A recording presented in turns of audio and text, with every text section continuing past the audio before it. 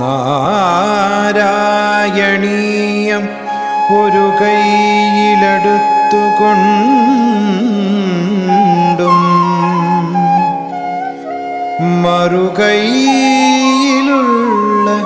നറുവെണ്ണ നുകർന്നുകൊണ്ടും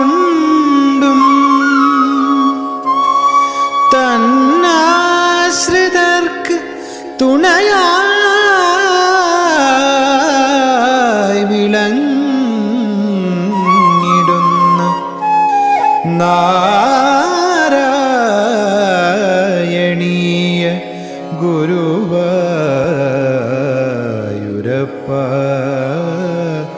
നമോ നമസ്തേ.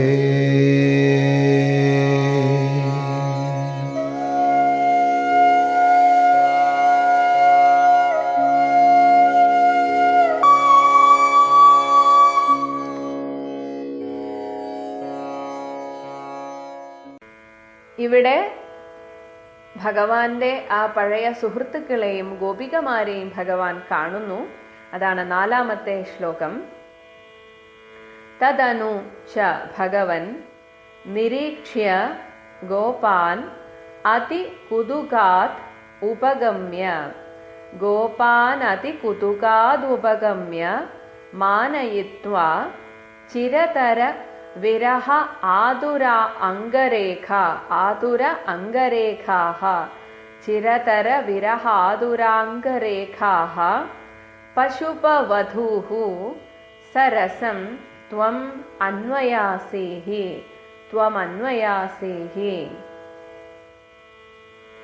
ഭഗവൻ, അല്ലയോ ഭഗവാനെ, തദനു അതിനുശേഷം, അനന്തരം, അതായത് കൗരവ പാണ്ഡവാദികളോടൊക്കെ സംസാരിച്ച് അതിനുശേഷം ഭഗവാൻ ത്വം ഗോപാൻ നിരീക്ഷ്യ, ഈ ഗോപന്മാർ പഴയ സുഹൃത്തുക്കളായിരുന്നുവെങ്കിലും ഇപ്പോൾ ഭഗവാൻ ഒരു രാജാവായി കണ്ടപ്പോൾ അവർക്ക് എന്തോ ഒരു സങ്കോചം, ഭഗവാന്റെ അടുത്ത് അങ്ങോട്ട് പോയി സംസാരിക്കാൻ ഒരു സങ്കോചം ഉള്ളതിനാൽ അവരിങ്ങനെ ശങ്കിച്ച് കുറച്ചു ദൂരെ മാറി നിൽക്കുകയായിരുന്നു.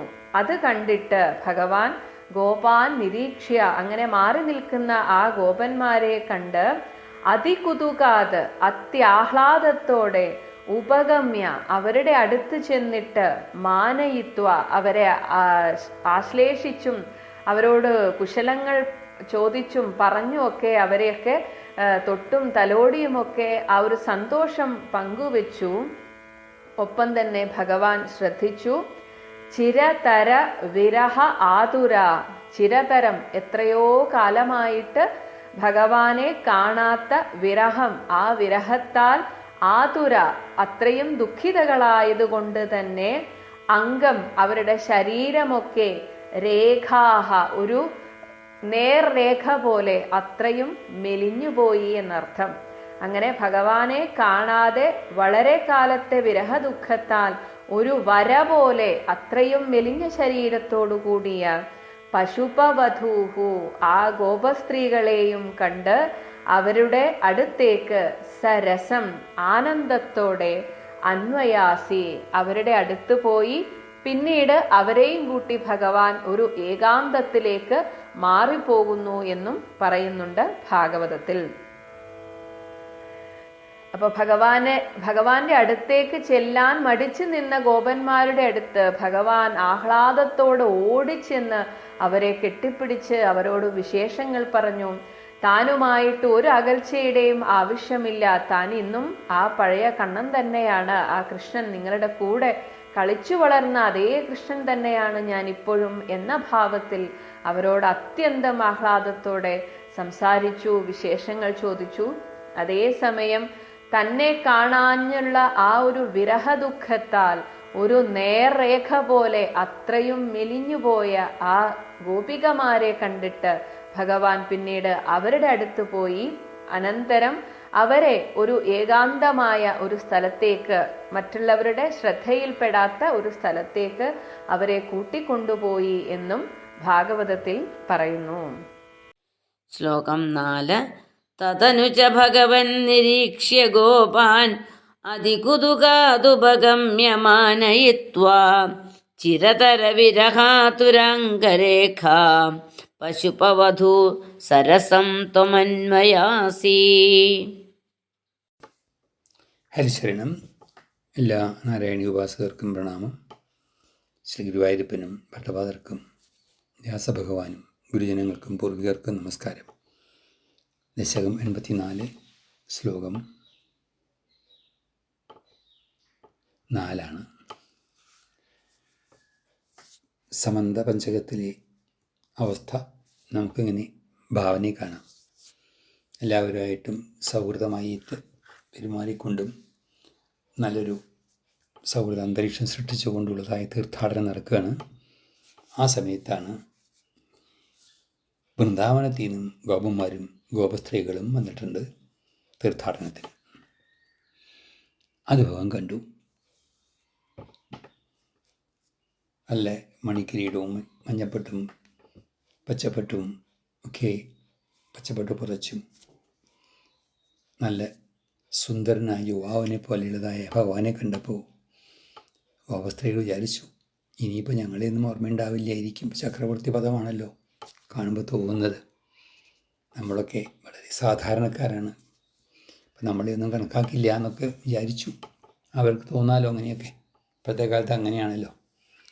എന്തെങ്കിലുമൊക്കെ ഒരവസ്ഥ വന്നാൽ പഴയ കാലത്തെ എല്ലാവരെയും മറക്കുക, തങ്ങൾക്ക് ഉപകാരം ചെയ്തവരെ വിസ്മരിക്കുക, തൻ്റെ കൂടെ ഉണ്ടായിരുന്നവരെയൊന്നും ഓർക്കാതിരിക്കുക, അവരെപ്പറ്റി ചിന്തിക്കാതിരിക്കുക. ഇതൊക്കെ സ്വാഭാവികമായ ദുസ്വഭാവങ്ങളാണ് പലരുടെയും. പക്ഷെ ഇവിടെ അവരെ കണ്ട ഉടനെ തന്നെ എല്ലാവരെയും വിട്ട് ഭഗവാൻ ഓടിച്ചെല്ലുകയാണ്. കിരീടമൊക്കെ താഴ്ത്തി വെച്ച് അവിടെ ചെന്ന് പറയുകയാണ്, ഞാൻ നിങ്ങളുടെ പഴയ കൃഷ്ണൻ തന്നെയാണ്. നിങ്ങളെ കണ്ടപ്പോൾ അതിസന്തോഷമുണ്ട്. ഇത്ര കാലമായി കണ്ടിട്ട്.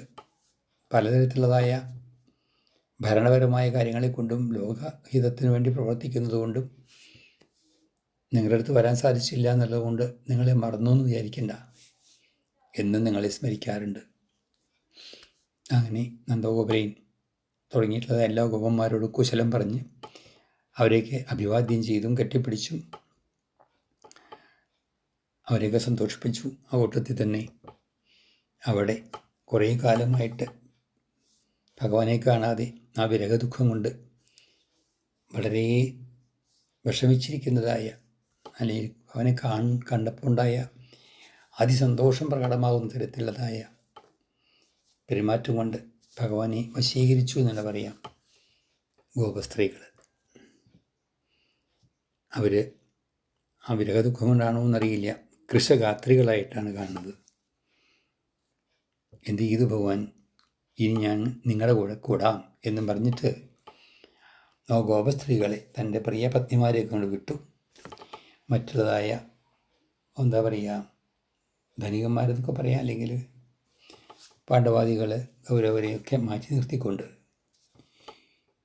ആ ഗോപസ്ത്രീകളെ അവിടെ കൂടി ഒരു വിജന സ്ഥലത്തേക്ക് പോവുകയാണ്. ഇനി അവരെയും ഉദ്ധരിച്ച് അവർക്കും നല്ലൊരു പദം കൊടുക്കണം എന്ന് ഭഗവാൻ നിശ്ചയിക്കുകയാണ്. നമ്മൾ ഭഗവാനെ മറന്നാലും നമ്മളെ ഭഗവാൻ മറക്കില്ല. അത് ഓർത്തോളൂ, മറവി ഭഗവാനില്ല. അങ്ങനെ അവരുടെ കൂടെ ചേരാൻ വേണ്ടിയിട്ട് അവരുടെ കൂടെ പോവുകയാണ് ഭഗവാൻ. സന്തോഷമായി അവർക്ക്. തങ്ങളുടെ കൃഷ്ണൻ തങ്ങളുടെ കൂടെ തന്നെ വന്നിരിക്കണം. ഒരു ഭാവവ്യത്യാസവും ഇല്ല. അങ്ങനെയുള്ളതായ ഭഗവാന്റെ അവസ്ഥ നോക്കൂ. ഇതാണ് ഭഗവാൻ. ഒന്നിലും ഒരു പ്രത്യേക അഹങ്കാരമൊന്നും ഭഗവാനില്ല. ഭക്തരുടെ അടുത്ത് വാത്സല്യം മാത്രമേ ഉള്ളൂ, കാരുണ്യം മാത്രമേ ഉള്ളൂ. തന്നെ സ്നേഹിച്ച, പ്രേമിച്ച, തന്നെ ആശ്രയിച്ച ഗോപസ്ത്രീകളെ ഒരിക്കലും ഭഗവാൻ മറന്നിട്ടില്ല എന്ന് മാത്രമല്ല, ഇപ്പോൾ അവരെ ഒരു വിജനസ്ഥലത്തേക്ക് കൊണ്ടുപോയതിനും ഒരു പ്രത്യേക ഉദ്ദേശം ഉണ്ടായിരിക്കും. അത് നമുക്ക് കാണാം. ഹരിശരണം.